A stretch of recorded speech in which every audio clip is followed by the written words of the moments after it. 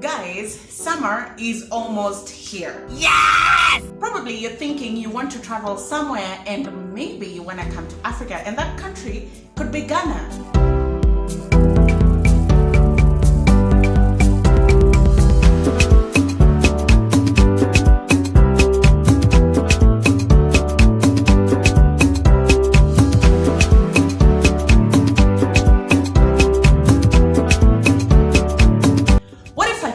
That we could go to Ghana on a budget. Interesting. Actually, with under $1,000.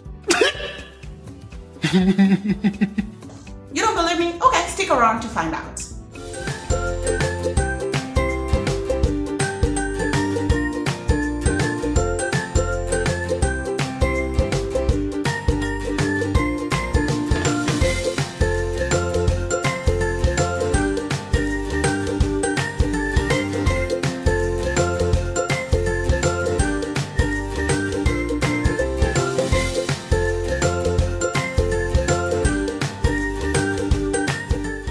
Guys, welcome to my channel. My name is Ndiro Ganga. To the new people on the channel, thank you for dropping by, and please click that subscribe button. And if you're a returning subscriber, thank you for coming back. Now, in today's video, we want to handle how to plan a trip and travel Ghana on a budget.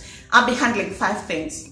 That's air ticket, then we'll deal with accommodation, food, transport within Ghana, and finally souvenirs. Now I'll be giving you tips and tricks on how to ensure that you stay under a budget. 1, booking an air ticket. You want to book your air ticket earlier, at least 3 months to about 5 months earlier, because this way you get really good deals. When you're booking your ticket last minute, then that means that you're going to get the highest price. Also, scan through 1,000,001 websites. Always look for a deal. If you're a backpacker or you're tight on money, always look for a deal. Go through all these airlines. Go through KLM, go through Ethiopian Airlines, go through Rwanda Air, go through Emirates, go through Kenya Airways. Try and find who is giving you the best deal and then buy that. When I was going, I fly Rwanda Air because they're affordable. They charge about $560 between Ghana and Kenya, which is really cheap compared to Kenya Airways, which charges about $750. So always look for a deal when you are looking to book an air ticket. 2, accommodation. Don't go for fancy hotels. Always look for Airbnbs. Airbnbs are way cheaper and affordable to live in. Okay, case in point, like a day at Kempinski will cost you about $400. But for about $10, you can get a nice Airbnb in certain areas in Ghana that are really convenient. For example, I like staying in Osu because Osu is really close to Labadi Street and it's close to the beach, and it's very communal, and it has amenities. Now, the house that I usually stay in, the prices have really gone down. Actually, Krista did not even pay me to say this. If you just go to Airbnb, you check Osu, it will just come. That house is $10 a night. Isn't that a steal, you guys? $10 a night. If you're there for 5 nights, that's just $50. How affordable is that? So always go for Airbnbs. I'll suggest Osu. And I'll suggest between $10 to $20 also is really good. You can also check Appam. You'll get really clean houses. And when also you're booking, if you're alone, don't book a house, just book the room. That will be really affordable. You can also check Labadi. That one might push a budget to between $10 to also like $15 or $20. But you also want to save on money. Like your house is just where you're laying your bed. A little bit of comfort is important, but you want to save all your extra coins for your visit and your travels. Number 3, food. Do not eat in fancy restaurants. Okay, once or twice you can indulge and give yourself that Ghanaian luxurious experience. But if you're on a budget, and let me tell you, you're going to enjoy street food.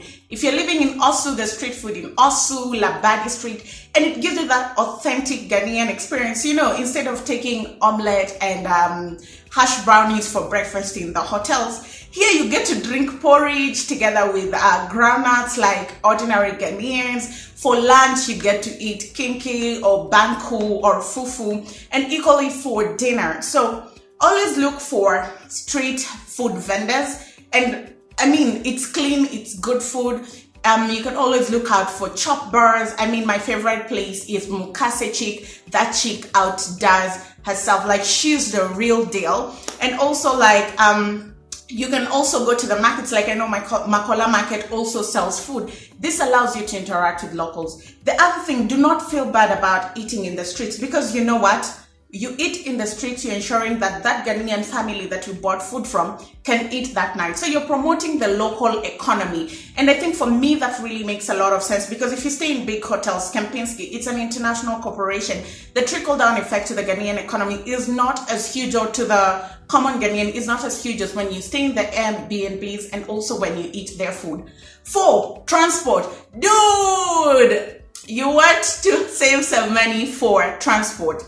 Now, if you can go around with troskies. Here's the thing, if you're traveling around Ghana or you're just in Accra, the places you go are famous places. So people will know, capitalize on people, ask them, I'm going to Tema, where can I take a bus or a trosky? Real story, I was going to Tema, Uber was saying $56. I took a trosky, it was 5 cedis. You guys, 5 cedis. How much have I saved? 51 cedis. And that's a lot of money that you can eat for the whole day. So be smart. Use troskies. Finally, guys, when you're shopping for your souvenirs, also, this is another tip. Go to the markets. Go to the markets when you're shopping for souvenir. When you want to buy Ghanaian fabric, Ghanaian beads, and souvenirs that you'll just take with you back to your home country. If you go to them fancy shops, you're going to pay big dollar. But if you go to the markets, then that means that, one, still you're promoting that local economy, that person that you're buying from, and you're going to buy things at a really great price. So go to the markets, save your coins. The markets is where you get the best deals. And the most amazing thing about these markets is you can bargain. Who doesn't like a good deal? So guys, that is just the full itinerary. And to break it down for you how much I spent, the last time I went to Ghana, I spent about $560 on my air ticket. I flew with Rwand Air. Then I spent about $220 on my Airbnb, and that was on peak season, so that's why it was slightly expensive. But I was there for nearly 10 days, so it was value for my money. I was left with about $220 to run errands and just live my life with. And in this $220, guys, I ate for 10 days. I was able to travel. I went to town almost literally every day using Ubers because I wasn't smart enough, until I realized troskies. And I was able, you guys, to go out at night, and still I was left with some money, where I went to Makola market and bought my mom fabric at about 140 Ghanaian cedis. I bought bags for my friends, I bought sandals, and those are the things that warm my heart. I love good news. Love good news. I just love good news.